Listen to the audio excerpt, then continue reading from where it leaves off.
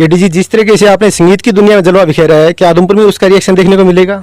देखो केडी इस जी, चाला ये कौन पाड़ सकता है अपना यहाँ पे आदमपुर से? आपकी तरफ से मेरा सवाल ये था कि आप किसको जिम्मेवारी दे सकते हैं ये चाला पाड़ने की? चाला पाड़ने लोकल आएगा या बाहर से?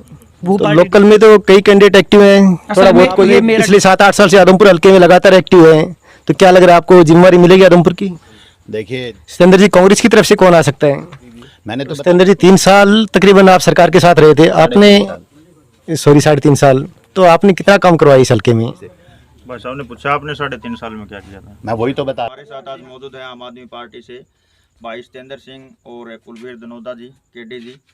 तो हाँ जी, नमस्कार जी। सबसे पहले स्वागत आपका हमारे चैनल पे। बहुत बहुत धन्यवाद। सबसे पहला हमारा सवाल है यही रहेगा, क्योंकि हाल ही में आपने बदलाव किया है, भारतीय मैं- जनता पार्टी को छोड़ के आम आदमी पार्टी का में जाने का निर्णय है। देखो, मैं तो आपको एक निवेदन और करना चाहूँगा कि आज हम सुंडावास गांव में आज जो जनसंपर्क का हमारा आज के दिन का जो आखिरी गांव था, तो हमारे बीच में, मैं तो आप लोगों के बीच में हमेशा ही रहता हूँ, आज हमारे बीच में एक बहुत ही लोकप्रिय शख्सियत जिन्होंने हिंदुस्तान का और हिंदुस्तानी संस्कृति का नाम ना केवल हिंदुस्तान में अपितु विदेशों में भी हमें लोकप्रिय किया। तो मेरा निवेदन है आप लोगों से कि आज हम केडी भाई पे ही केंद्रित रहें। हम तो कल मिल लेंगे, परसों मिल लेंगे, फिर बात कर लेंगे। तो मेरा निवेदन है हम केडी भाई से ही आज बात करें। हाँ, केडी भाई से ही पूछना चाहेंगे। भाई साहब, नेम थी, फेम थी, फिर भी राजनीति में आने का कारण? मैं अगर बात करूं, सबसे पहले तो मैं नून ये कि भाई मैं सीधा विचारधारा से जुड़ा था इस पार्टी की, आम आदमी पार्टी की। और पहली बार जो राजनीति की अगर शुरुआत की थी तो इसी पार्टी से की थी।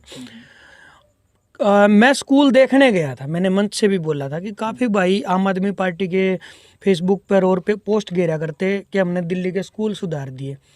तो कलाकार होने के नाते भी आवाज़ उठानी भी ज़रूरी थी और पूछना भी ज़रूरी था कि भाई जब जो तुम बात करो स्कूल सुधार दिया, हकीकत बात है या फिर हवाई बात कर रहे हो? तो उन भाइयों ने न्योता दिया था कि आप आओ दिल्ली में देख कर जाओ। आगे देखिए।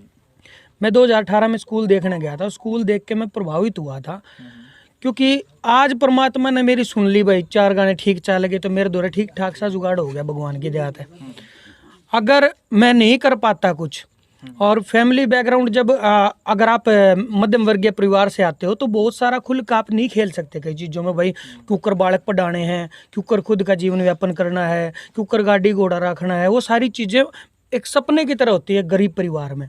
वो सपने दिल्ली में जब पूरे होते दिखे गरीब बालकों के, बिल्कुल। जो अपने साथी नन्नू देखा हुए प्राइवेट में अच्छे ऐसा आराम से पढ़ते हैं, और वो बच्चे जब यूं महसूस करते हैं कि मैं भी तो अच्छे से पढ़ रहा हूँ, तो वो सपने पूरे होते दिख रहे हैं। वो सपने जो भगत सिंह जी ने देखे थे, वो सपने जो बाबा भीमराव अंबेडकर जी ने देखे थे, संविधान के निर्माता रहे, और उन्होंने ऐसी ऐसी चीज़ें इस देश को देने की कोशिश की। लेकिन बीच में जो लोग आए, जो उनके नाम पे वोट बैंक करने आए या उनके नाम पे राजनीति करने आए, उन्होंने बच्चों से अधिकार छीन लिए। छोटे छोटे बच्चों से जिनकी आंखों में सपने थे, उनके सपने मार दिए। उन्हीं सपनों को साकार करने की जिम्मेदारी हर कलाकार की भी है, खिलाड़ी की भी है। एक मौका है हरियाणा के पास और आदमपुर के साथियों के पास भी मौका है।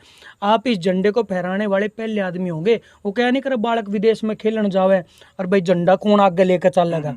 तो यो जो बड़ा ओलंपिक जो होना है ना, जिसमें सत्ता परिवर्तन और जिसमें अच्छी दिशा में राजनीति जानी है, इस ओलंपिक को लीड कर सकता है आदमपुर। आदमपुर के लोग इस झंडा आगे लेकर चल सके हैं ताकि ये प्रदेश जीत जाए, इस प्रदेश में मेडल आवे। वे मेडल जिससे बच्चे पढ़ने सीख जाए, जिससे बच्चों को रोजगार मिले, जिससे बुजुर्गों को स्वास्थ्य मिले। इस तरह की एक राजनीति की नई नींव तैयार हो। बिल्कुल जी केडी जी, जिस तरीके से आपने संगीत की दुनिया में जलवा बिखेरा है, क्या आदमपुर में उसका रिएक्शन देखने को मिलेगा? देखो, इस यहाँ जलवा मेरा नहीं कहूँगा मैं कि मेरा कोई जलवा की बात करूँगा। मैं तो यहाँ मुद्दों के जलवे की बात करूँगा कि आदमपुर के लोगों को खुद समझना चाहिए कि केजरीवाल जी की जो नीति है, जो स्कूल सुधारे हैं, उस जलवे की तरफ आप जाओ। अब पंजाब की अगर बात करूँ, वहाँ तो कोई ये नहीं है कि मैं वहाँ भी गया हूँ, लेकिन पंजाब के लोगों को खुद समझ आ गई कि हम जिस राजनीति की दलदल में घुस रहे हैं, जिनके दादे परदादे बालकन हम जिताते आने लग रहे हैं, उन्हें हमारे खातिर क्या करे है। वो तो अपने अपने बालकों की सोच रहे हैं, अपनी बढ़िया कोठी बनावे हैं, बढ़िया गाड़ियां में घूमे हैं, अपने बालकों ने विदेश में पढ़ावे हैं। जो आम मजबूर आदमी है, जिसने बेचारा इस उम्मीद तो वोट दिया हर बार कि भाई इब का इब को और देख ले, खुद नहीं सोचता होगा तो गांव के 2-4 जने ऐसे हुए हैं जो लीडर तक जुड़े हुए हैं, नेताजी तक जुड़े हुए हैं। यो देखिए कल चाड़ा पाट देंगे, चाड़ा पाटना को नहीं भाई साहब, यो चाड़ा जब पटा जब इनके खुट्टे पाट दोगे, ये खुट्टे पाटेंगे तो चाड़ा पाटेगा, एक नई दिशा तैयार होगी, एक नई राजनीति तैयार होगी। केडी जी, चाला ये कौन पाट सकता है अपना यहाँ पे आदमपुर से, आपकी तरफ से? मैं तो नुकूँ चाड़ा पाड़ने का इन पे भी मौका था, जिसको अगर लगभग मेरे ख्याल से 1968 से एक ही परिवार यहाँ जीतता रहा, इससे ज्यादा मौका तो राजनीति में क्या मिला कर, इतने मौके में तो मेरे ख्याल से एक भी गांव ऐसा नहीं बचना चाहिए जहाँ गलियां कच्ची हो, एक भी गांव ऐसा नहीं बचना चाहिए जहाँ बेरोजगार बच्चे हो, एक भी गांव में कहीं कीचड़ नहीं होना, हम स्टेडियम हम स्कूल नहीं चाहिए। इतना मौका देने के बाद तो सबको पता है कि चाड़ा जिन पे नहीं पाटा उन नहीं छोड़ो। सिकंदर जी, मेरा सवाल ये था कि आप किसको जिम्मेवारी दे सकते हैं ये चाला पाटने की? चाला पाड़ने की पार्टी जिम्मेदारी देगी, तो पार्टी की एक बात गारंटी है कि पार्टी जिसको जिम्मेदारी देगी उसकी साफ छवि होगी और ईमानदार आदमी होगा।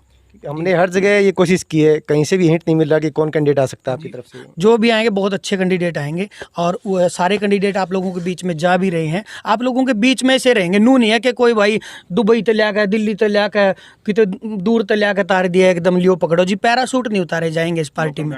हाँ, इस पार्टी में पैरासूट नू नहीं उतारे जाते कि भाई कोई सूटकेस लेकर आ गया ले तेरा फाइनल। जो ग्राउंड पे मेहनत कर रहा है उसको ही पार्टी टिकट देगी। लोकल आएगा या बाहर से?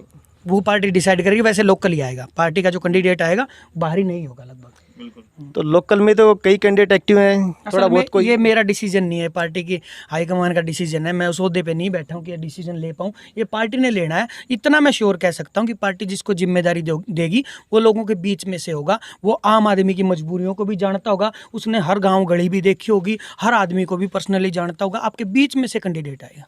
केडी जी, हम तो मैक्सिमम टाइम आपको सिकंदर जी के साथ देखते हैं।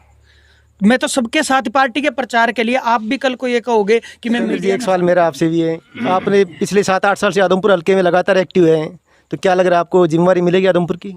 देखिए, जैसा कि केडी भाई ने बताया, अनुराग जी हमारे राष्ट्रीय सलाहकार हैं और पीछे अरविंद केजरीवाल जी हमारे राष्ट्रीय संयोजक आए थे, तो इन्होंने एक बात बड़े अच्छे से एक बात रखी थी और उस बात से मैं भी पूरी तरह सहमत हूँ कि आम आदमी पार्टी का जो उम्मीदवार होगा वो आम आदमी होगा, वो किसान का, मजदूर का, एक ऐसे तबके से आएगा जो इस व्यवस्था को परिवर्तन करना चाहता है। जो आदमपुर की जो इतनी लंबी, मैं ये कहूँगा कि जो एक तरह से कुछ लोगों ने इसको अपनी रजिस्ट्री मान लिया है, इसको अपनी दादालाई मान लिया है, इसको जो तोड़ने का काम करेगा। और आप देखिए, जैसा कि केडी भाई जी ने बताया अभी कि पैराशूट से नहीं होगा। और मैंने पिछले दिनों मीडिया के कुछ साथियों से बातचीत के दौरान मैंने दो बातें मैंने रखी थी और वो 2 बातें मैं आपके आगे भी रखना चाहूँगा, क्योंकि वो दोनों बातें भी कहीं ना कहीं उम्मीदवार को लेकर थी और इस आने वाले उपचुनाव की उम्मीदवारी को लेकर थी। मैंने कहा था कि कुलदीप बिश्नोई जी एक दावा करते हैं कि वो कहते हैं कि आदमपुर मेरा परिवार है, तो मैं कहता हूँ कुलदीप जी को, आपके माध्यम से कुलदीप बिश्नोई जी को, कि जब वो आदमपुर को अपना परिवार कहते हैं तो क्या उनका मतलब केवल और केवल रेणुका जी, कुलदीप जी और भव्य होता है? अगर उनका मतलब 1,65,000 मतदाता हैं तो क्यों नहीं वो सुंडावास के, क्यों नहीं ढाणी मोहब्बतपुर के, क्यों नहीं सलेमगढ़ के, क्यों नहीं सदलपुर के किसी व्यक्ति को टिकट देने का काम करते? अगर वो कहते हैं ये परिवार है, या वो ये परिवार कहना बंद करे। सिकंदर जी, कांग्रेस की तरफ से कौन आ सकता है?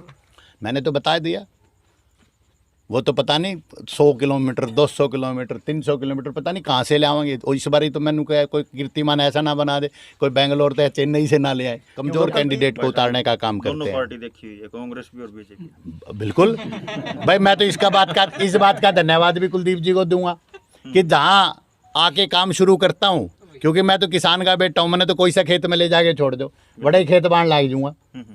मैंने कांग्रेस पार्टी से चुनाव लड़ा, मैंने कांग्रेस पार्टी में अपना मामला ठीक किया, लोगों से मेल जोल शुरू किया। कुलदीप जी अपनी हरियाणा जनहित को बंद बुंद करके कांग्रेस में आ पड़े।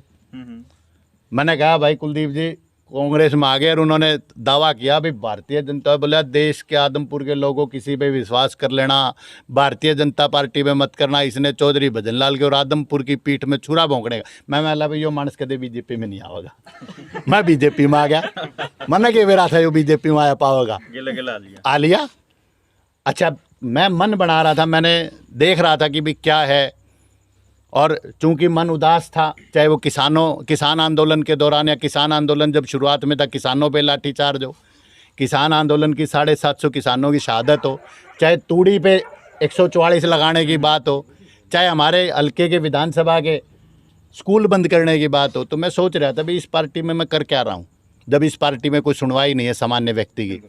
तो आपने देखा होगा पिछले दिनों चौधरी रणजीत सिंह आए हुए थे, उस दिन कुलदीप जी ने मंच पे कह दिया, बोले अभी ऐसी कोई बात हुई तो मैं तो आम आदमी पार्टी के स्टेज पे चला जाऊंगा। मैं डर गया, माँ बैरियो मेरा मन की भी समझने लग गया, यो बीजेपी में क्या आया, मोदी जी तो मन की बात करते हैं सिर्फ, तो मैं कहा यो मन की समझने भी लग गया बैरी, मैं सोचू था त्यारे बैठे। परंतु आज मैं धन्यवाद देना चाहूँगा हमारे राष्ट्रीय संयोजक अरविंद केजरीवाल जी का, जिन्होंने अगले दिन प्रेस के माध्यम से कहा भाई कुलदीप जी तू जहाँ वही ठीक है, तेरी हमें कोई आवश्यकता नहीं है। तो मैं ये कहता हूँ ये सवाल कुलदीप जी से पूछना चाहिए। हम तो वो जैसे नहीं होता कि अढ़ाई के सेती चाल दे रहा, हम तो साधारण से किसान मजदूर के बेटे, हम तो साधारण मेहनत करके जहाँ भी, और इस समय तो ये अपॉर्चुनिटी है, ये मौका है आदमपुर विधानसभा के प्रत्येक बच्चे को अपना भविष्य तय करने का। और जैसा कि केडी भाई ने पिछले आज के गाँव में कहा कि भाई ये मौका है जब बुजुर्गों को, युवाओं को ये फैसला करना पड़ेगा कि आने वाला आदमपुर, आने वाला हरियाणा प्रदेश, आने वाला हिंदुस्तान कैसा होगा। इसके लिए ये उपचुनाव सबसे बेहतर विकल्प होगा, जो बेहतर विकल्प के रूप में आम आदमी पार्टी आज यहाँ पर सत्ता के मुहाने पे खड़ी है। मैं कहूँगा अगर ये उपचुनाव में अगर आम आदमी, देखिए 2024 में आम आदमी की सरकार बन रही है, इसमें कोई नहीं, वो कहते हैं ना हर दरो दीवार पे लिखा है, हर दरो दीवार पे लिखा है 2024 में हरियाणा प्रदेश में आम आदमी पार्टी की सरकार होगी।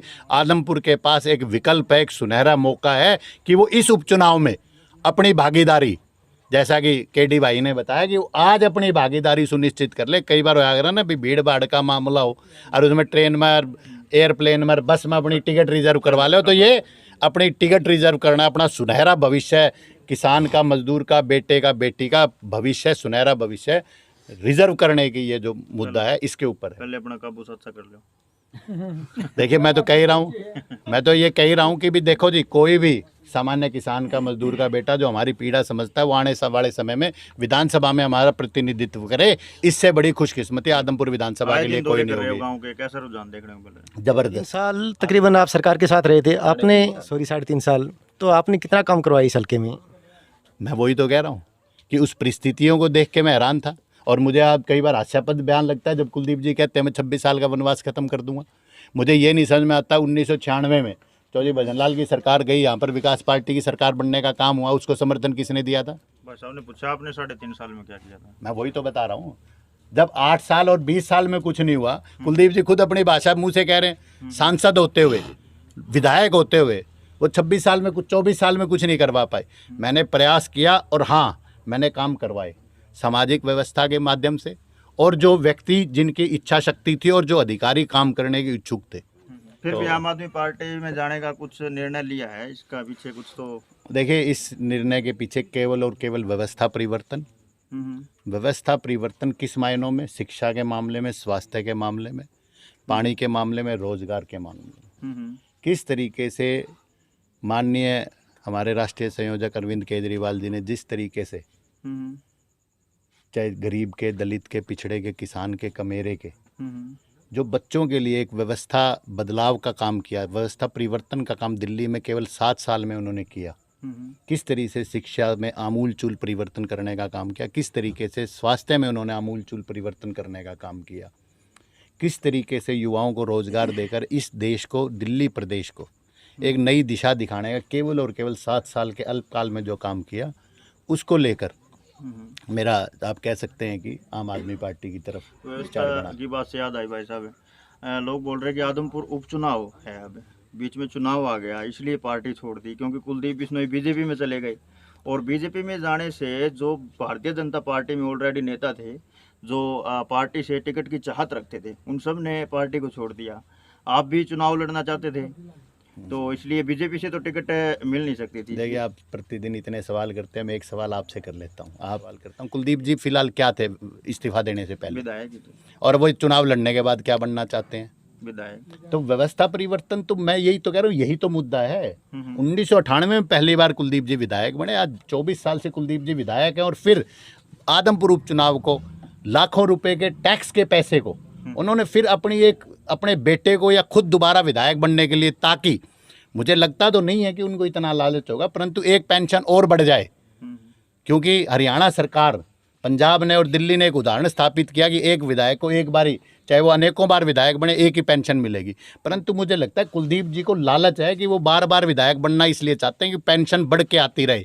आज भी मेरे अगर आंकड़े गलती है तो लाखों रुपए, करीबन 9-10 लाख रुपए उनके घर में पेंशन के आते होंगे विधायकों की, जो सुंडावास के, खारिया के, डोबी के, सलेमगढ़ के, मोहब्बतपुर के लोगों ने उनको ताकत दी जिससे कि वो विधायक बने। और वही ताकत वो दोबारा अपनी पेंशन के लिए, अपने बेटे को हार्वर्ड में भेजने के लिए, और दिल्ली में, मैं उनको इस आदमपुर हल्के का नहीं मानता। मैंने कई जगह साक्षात्कार में कहा कि वो बाहरी है। मैंने बाहरी इसलिए नहीं कहा कि उनका जन्म स्थान कोई और है या कहीं, बाहरी इसलिए कहता हूँ कि आदमपुर में वो मिलते ही नहीं है, आदमपुर में दिखते नहीं है। एक व्यक्ति ने मुझे कहा था कि हथियार हाथ का, नेता साथ का। बिल्कुल। जो नेता आपके साथ नहीं है वो आपका नेता कैसा हुआ? आज उनसे मिलने के लिए आपको हज़ारों रुपए की प्लानिंग करनी पड़ती है। भाई मिलन जावांगे, दिल्ली जावा, 2-4-5 हज़ार रुपये गोज में तो जाया नहीं जाता। बिल्कुल।